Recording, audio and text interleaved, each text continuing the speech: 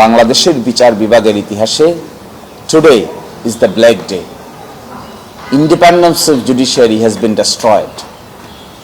একটা রায় হয়েছে সুপ্রিম কোর্টের, সচিবালয় প্রতিষ্ঠা করার নির্দেশ দেওয়া হয়েছে, সেই সচিবালয় প্রতিষ্ঠিত হয়েছে, উদ্বোধন হয়েছে, আংশিক কাজ শুরু হয়েছে। আজকে সে আইনটিকেই তারা রহিতকরণ করেছেন। একই সাথে তারা এখন আর্গুমেন্ট করছেন যে হাইকোর্টের এই রায় আপিলের পরে কার্যকর হবে, আপাতত কার্যকর হবে না। আমরা মনে করি এটাও সঠিক ব্যাখ্যা নয়। এই সমস্ত ক্ষেত্রে আমরা অতীতে দেখেছি যেখানে সুনির্দিষ্ট কাজ হয়ে যায় কোনো আইনের অধীন, সে সমস্ত জায়গায় স্ট্যাটাস কো থাকে যতক্ষণ না পরবর্তী বিষয়টি নিষ্পত্তি না হয়েছে। কিন্তু এখানে তা না করে ওই আইনটিকে বাদ করে দেওয়া হয়েছে।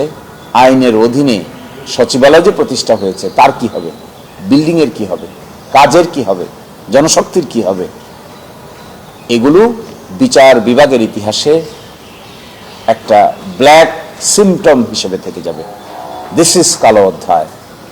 আমি মনে করি এই ঘটনার জন্য সারা বাংলাদেশের বিচারক এবং আইনজীবীদের কালো বেশ ধারণ করা উচিত, মুখে কালো কাপড় পরা উচিত। এইভাবে কোন একটা অঙ্গের স্বাধীনতাকে কেড়ে নেওয়া যায় প্রতিষ্ঠিত হওয়ার পরেও, এটি হলো একটি বিরল নজির।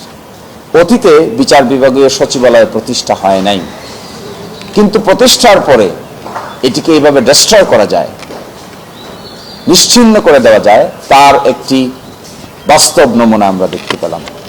So again this is a precedent which is bad in nature.